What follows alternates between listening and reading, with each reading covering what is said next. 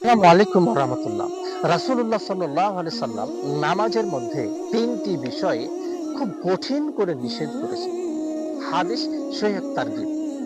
তার মধ্যে ১ নম্বর, রাসূলুল্লাহ সাল্লাল্লাহু আলাইহি সাল্লাম নামাজের মধ্যে যেটা জিনিস নিষেধ করেছেন সেটা হচ্ছে মোরগের মতো ঠোকর দিয়ে দ্রুত সালাত আদায় করাকে রাসূলুল্লাহ সাল্লাল্লাহু আলাইহি সাল্লাম নিষেধ করেছেন।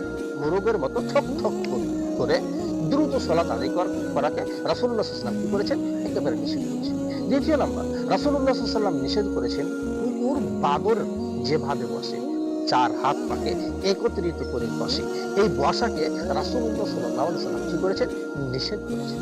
বাদর কুকুরের মতো ৪ হাত পা এক জায়গায় করে বসাকে রাসূলুল্লাহ সাল্লাল্লাহু আলাইহি সাল্লাম কি করেছেন? নিষেধ করেছেন। তৃতীয় নম্বর, রাসূলুল্লাহ সাল্লাল্লাহু আলাইহি সাল্লাম নিষেধ করেছেন শ্রীগালের মতো, নামাজের মধ্যে শ্রীগালের মতো এদিক ওদিক তাকানোকে কি করেছেন? নিষেধ করেছেন। হাদিস